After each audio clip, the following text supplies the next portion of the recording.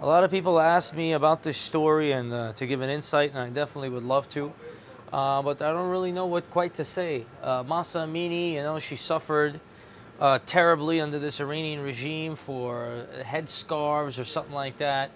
And, they had protests, and they essentially killed her in a brutal regime, kicking and beating. Uh, Countless other women. It's just when it gets on tape, it's kind of like, I don't know, the best parallel I could give you was George Floyd, Rodney King. When you see with your own ignorant fucking eyes what's happening, then you stand up, because people are visual creatures. I saw it, now I want it. I saw it, now on this. You can explaining them and communicating information into their brain is not enough. They need the light to enter their pupils and then sit here so they could see what it actually is and then believe it. And when they saw the brutality, it triggered, all that pent-up misery in the population, right? In this particular situation in the United States after George Floyd they saw the killing or like the suffocating of this individual in the hands of authorities.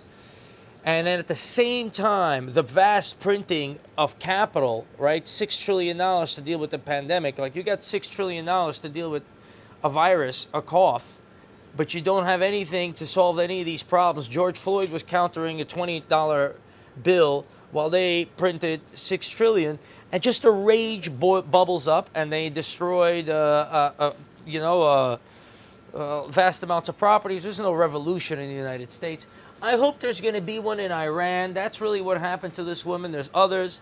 They're protesting, all over the place, cutting their hair, and so on and so forth. But what's the real issue here?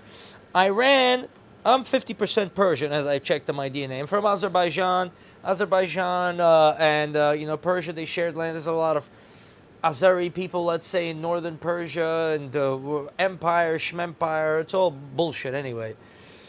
But what does that boil down to? That boils down to the people. And the people are backwards and sneaky, unfortunately. They cannot be trusted, right? They had the Shah, and they're kissing the Shah's ass, and he's this, and he's Cyrus the Great, and he's here and he's there. Another thief, right? He was making parties. Then you had a revolution backed by, whatever the hell was happening in the United States. And then you had this Ayatollah religious zealots and bullshit they got going on over there. Just a bunch of bullshit. Can't be trusted. Everyone's sneaky. Everyone comes to power. Everyone says, yeah, goes behind your back, does something completely different, does the opposite of what the fuck they promise. And the whole society does not really function. That's really my take on the matter. So where are they now? You're going to cut your hair. You got to get rid of, you need a democracy with freedom.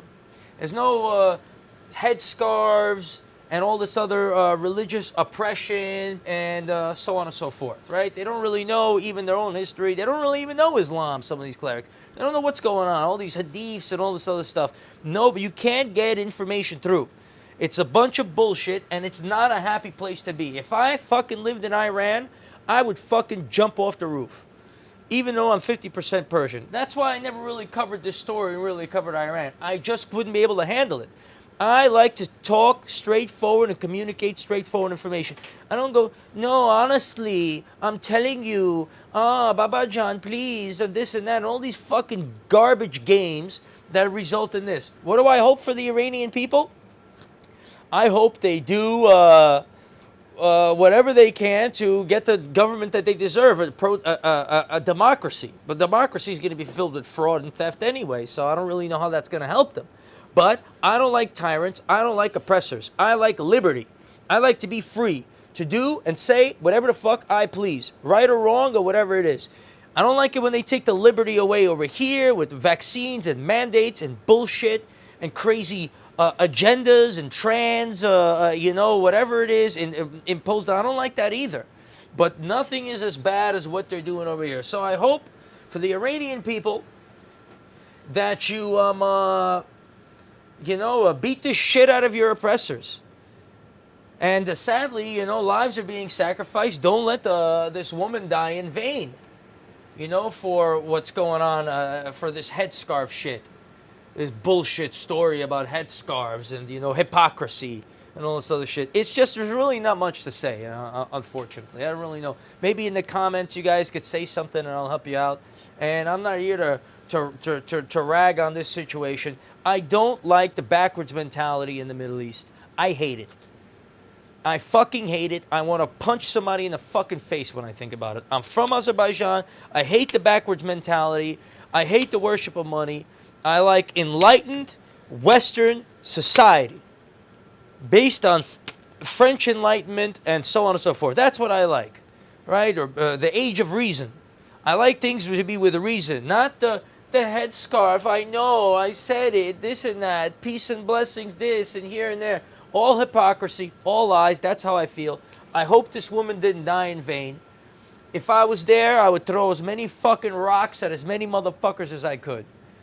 Because I'm in a state of rage even at all times. You know what I'm saying? And they deserve better, but they don't have it.